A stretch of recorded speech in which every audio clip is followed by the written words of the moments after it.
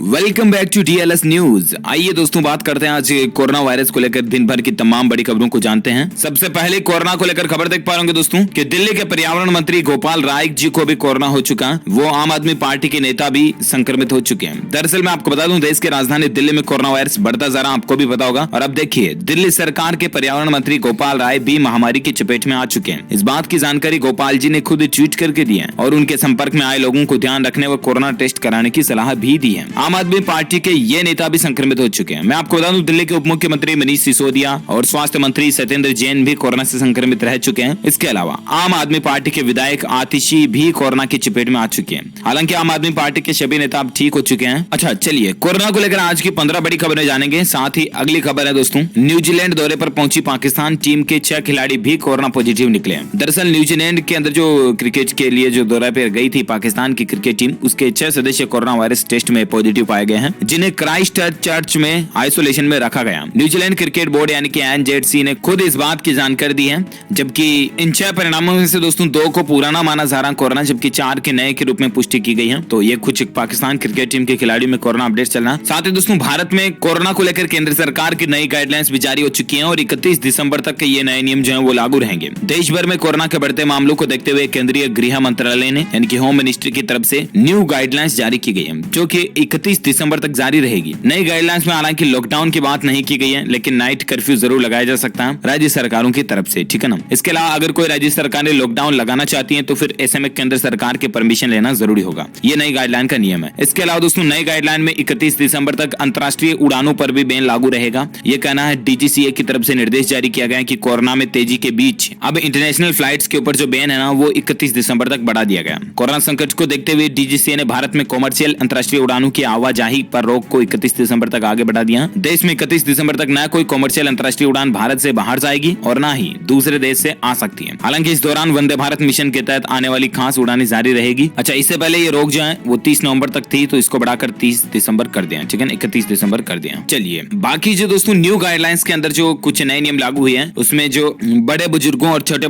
बच्चों को घर पर ही रहने की सलाह दी गई है। नए गाइडलाइंस में भी सिनेमा हॉल्स और स्विमिंग पूल्स को लेकर पाबंदियां अभी भी जारी है, यानी कि 50% दर्शकों के साथ ही सिनेमा हॉल वगैरह चल पाएंगे और वहीं सामाजिक और धार्मिक कार्यक्रमों में 200 से ज्यादा लोग शामिल नहीं हो सकते। हालांकि अगर राज्य सरकारें चाहे तो वो अपने राज्य में सामाजिक और धार्मिक कार्यक्रमों में शामिल होने वाले लोगों की संख्या को 100 या उससे भी कम कर सकती है, जो कि अभी कई राज्यों ने किए हुए हैं ऑलरेडी, राइट। इसके अलावा लॉकडाउन नहीं लगेगा, लेकिन नाइट कर्फ्यू जरूर राज्य सरकारें अपने लेवल पर लगा सकती हैं। और बाकी अगर लॉकडाउन लगाने की जरूरत पड़ती है तो फिर तो केंद्र सरकार की परमिशन लेनी ही पड़ेगी। ये कुछ नई गाइडलाइंस जारी हो चुकी है। और साथ ही कोरोना वायरस को लेकर भारत में आज के आंकड़ों की अगर बात करें ना दोस्तों, तो भारत में अब भी कोरोना का कहर नहीं थम रहा। पिछले 24 घंटों के दौरान 44,489 नए केस देखे गए, जबकि 524 लोगों की मौत भी हुई। और उसके बाद भारत में अब तक दोस्तों कुल जान जाने वाले संक्रमितों की संख्या 1,35,000 हो चुकी है। वैसे पूरे डेटा की अगर बात करें ना, एग्जैक्ट आंकड़ों की, है ना, तो पिछले 24 घंटों के दौरान जो मामले बढ़े 44,000। उसके बाद भारत में कुल संक्रमित केस की संख्या 92,66,000 कुल हो चुकी है, ठीक है ना, जिसमें से 4,52,000 एक्टिव केस हैं, यानी कि सक्रिय हैं, जिनका अभी इलाज चल रहा है, जबकि 86,79,000 से भी ज्यादा मरीज ठीक हो चुके हैं इस वायरस के कारण। और भारत में मरने वालों की कुल संख्या का आंकड़ा 1,35,000 के पार पहुंच चुका है, जो कि मैंने आपको बता दिया, ठीक है ना। तो ये तो रहा भारत का ताजा डेटा, राइट। दुनिया भर के ग्लोबल आंकड़े की बात करें ना दोस्तों कोरोना पर, तो दुनिया भर में कोरोना से एक दिन में रिकॉर्ड तोड़ 12,000 संक्रमितों की मौत हुई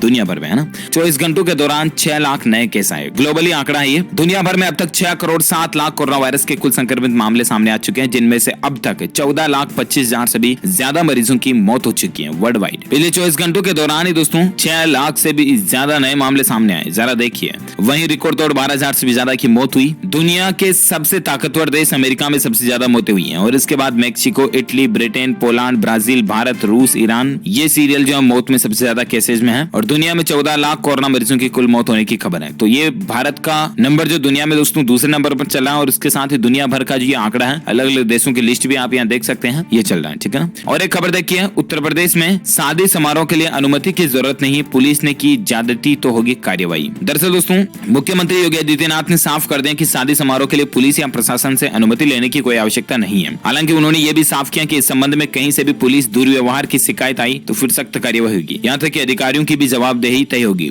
दरअसल कोरोना वायरस के फिर से केस बढ़ने की वजह से उत्तर प्रदेश में कई सारी बंदिशें भले ही लगाई गई हो, लेकिन इसी बीच यूपी के मुख्यमंत्री का कहना है कि शादी समारोह आयोजन करने के लिए पहले परमिशन लेने की जरूरत नहीं है, ठीक है ना। हालांकि सिर्फ सूचना देकर कोविड प्रोटोकॉल प्रोटोकॉल के तहत शादी समारोह कराए जा सकेंगे। मुख्यमंत्री योगी आदित्यनाथ ने साफ कर लिया कि शादी समारोह के लिए पहले से कोई परमिशन लेना जरूरी नहीं है। हालांकि उन्होंने ये भी साफ किया कि भले ही परमिशन लेना जरूरी नहीं हो, लेकिन नई गाइडलाइन जो है उसके मुताबिक 100 लोग शामिल हो सकते हैं। और वहीं नई गाइडलाइंस के मुताबिक अगर मैरिज हॉल की क्षमता ही 100 की है तो फिर वहां आयोजित होने वाले कार्यक्रम में सिर्फ 50 लोग ही शामिल होंगे और बाकी नियमों का उल्लंघन करने पर मुकदमा दर्ज होगा। शादी में बुजुर्ग और बीमार को आमंत्रित नहीं किया जाएगा। ध्यान रखिएगा, इन नियमों का पालन करना ही है आपको, नहीं करते हो तो कार्यवाही होगी। अगली खबर देखिए जरा दोस्तों, बिलावल भुट्टो कोरोना संक्रमित। अमेरिका में एक दिन में कोरोना से 2000 मौतें हुई। कोरोना वायरस का कहर एक बार फिर से देश और दुनिया को देखने को मिल रहा है। भारत में दैनिक मामलों में बढ़ोतरी देखने को मिल ही रही है, मैंने आपको आंकड़े भी बताए। और इसी बीच बिलावल भुट्टो कौन है दोस्तों? पाकिस्तान के प्रमुख विपक्षी नेता है ये बिलावल भुट्टो। जरदारी ने भी गुरुवार को कहा कि वह कोरोना वायरस संक्रमण की चपेट में आ गए। पाकिस्तान पीपुल्स पार्टी के 32 वर्षीय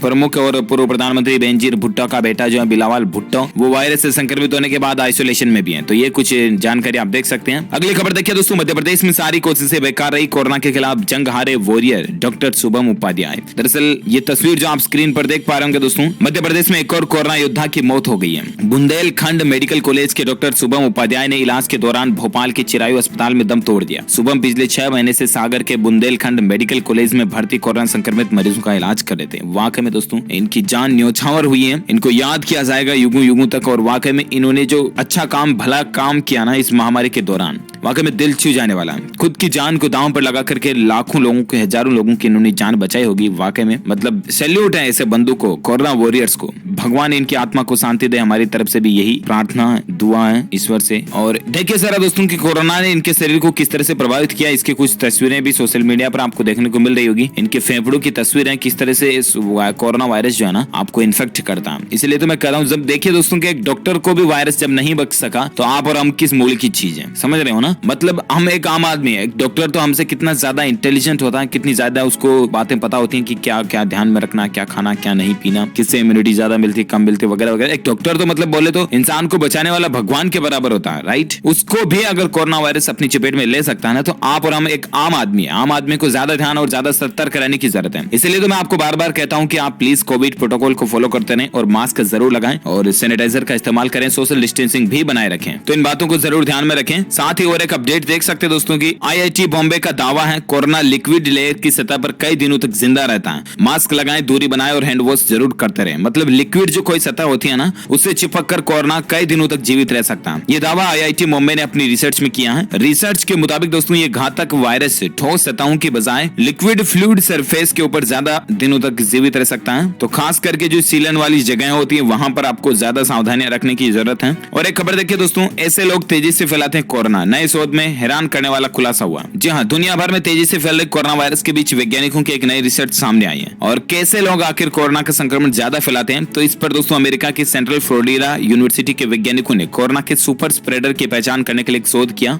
जैसा कि मैंने आपको बताया था दोस्तों कि ऐसे कई लोग होते हैं जो कि छींक वगैरह मारते हैं और मास्क नहीं लगाए रखते हैं ना, तो अगर उनके मुंह में दांतों की संख्या पूरी है तो फिर उनकी छींक की रफ्तार ज्यादा होती है और यही वजह है कि उन लोगों के द्वारा कोरोना का स्प्रेडर ज्यादा होता है। शोध के मुताबिक संक्रमित लोगों के दांतों की संख्या, मुंह में लार की मात्रा और अलग अलग तरह से छींकने का तरीका ये बताता है कि इनके ड्रॉपलेट्स जो है वो हवा में कितनी दूर जाएंगे और इससे अन्य लोगों को संक्रमण होने का कितना खतरा है। तो ऐसे लोगों से कोरोना वायरस फैलने का जो खतरा है वो ज्यादा बना रहता है। साथ ही खबर चल रही है दोस्तों की दिल्ली में फिर से सरकार जो है नाइट कर्फ्यू और वीकेंड कर्फ्यू लगाने की तैयारी कर रही है। दिल्ली के मुख्यमंत्री अरविंद केजरीवाल की तरफ से ये फैसला लिया जा सकता है। देखते हैं दिल्ली सरकार की तरफ से और केंद्र सरकार की ओर से कोरोना को लेकर और क्या नया अपडेट या फैसला देखने को मिलता है। जो कोई भी खबर आएगी मैं आपको बता दूंगा DLS न्यूज के ऊपर। फिलहाल दोस्तों आज के कोरोना अपडेट्स को लेकर ये वीडियो समाप्त होता है। आप इस वीडियो को लाइक जरूर कीजिएगा और शेयर भी करना अपने दोस्तों के साथ फेसबुक और व्हाट्सएप पर। और अगर आप DLS न्यूज चैनल पर पहली बार आए तो चैनल को सब्सक्राइब करके बेल आइकन जरूर दबा देना ताकि आपको रोजाना के ताजा अपडेट्स तुरंत आपके मोबाइल पर मिलते रहेंगे। Thank you, take care, good bye, जय हिंद, जय भारत, वंदे मातरम।